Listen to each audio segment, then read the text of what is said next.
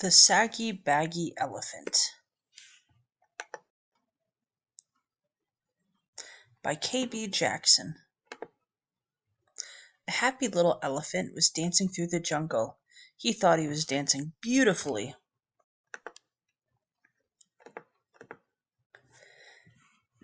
1, 2, 3, kick. But whenever he went 1, 2, 3, his big feet pounded so that he shook the whole jungle. And whenever he went kick, he kicked over a tree or bush. The little elephant danced along, leaving wreckage behind him, until one day he met a parrot. "Why are you shaking the jungle all to pieces?" cried the parrot, who had never before seen an elephant. "What kind of animal are you, anyway?" The little elephant said, "I don't know what kind of animal I am. I live all alone in the jungle. I dance and I kick, and I call myself Suki. It's a good sounding name, and it fits me, don't you think?" "Maybe," answered the parrot, "but if it does, it's the only thing that fits you. Your ears are too big for you, your nose is way too big, and your skin is much, much too big. It's baggy and saggy. You should call yourself Saggy Baggy." Suki sighed. His pants did look pretty wrinkled.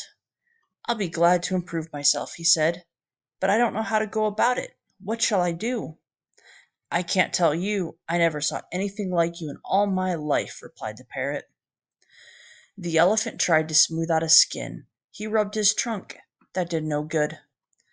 He pulled up his pant legs, but they fell right back into dozens of wrinkles.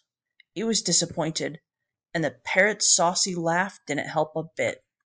Just then a tiger came walking along. He was a beautiful, sleek tiger.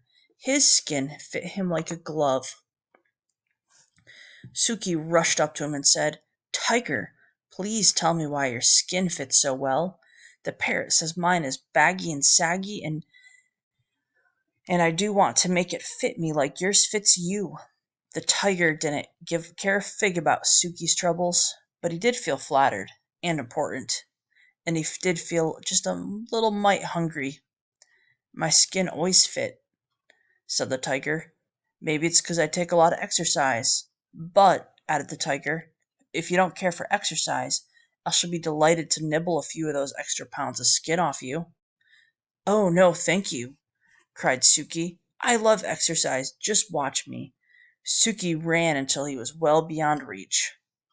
Then he did somersaults and rolled on his back. He walked on his hind legs and he walked on his front legs. When Suki wandered down to the river to get a big drink of water, he met the parrot. The parrot laughed harder than ever. "I tried exercising," sighed the little elephant. "Now I don't know what to do." "Soak in the water the way the crocodile does," laughed the parrot. "Maybe your skin will shrink." So Suki tramped straight into the water. But before long he had soaked nearly long enough to shrink his skin. A great big crocodile came swimming up, snapping his fierce jaws and looking greedily at Suki's tender ears. The little elephant clambered on the bank and ran away, feeling very discouraged. "I'd better hide in a dark place where my bags and sags and creases and wrinkles won't show," he said. By and by he found a deep, dark cave, and with a heavy sigh he tramped inside and sat down. Suddenly he heard a fierce growling and grumbling and snarling. He peeped out of the cave and saw a lion padding down the path. "I'm hungry!" roared the lion. "I haven't had a thing to eat today. Not a thing except a thin, bony antelope and a puny monkey and a buffalo, but such a tough one, and 2 turtles, but you can't count turtles. And there's nothing much to eat between those saucers they wear for clothes. I'm hungry. I could eat an elephant." And it began to pad straight towards the dark cave where the little elephant was hidden. "This is the end of me, sags, bags, wrinkles, and all," thought Suki, and he let out one last trumpeting bellow. Just as he did, the jungle was filled with a terrible crashing and awful stomping.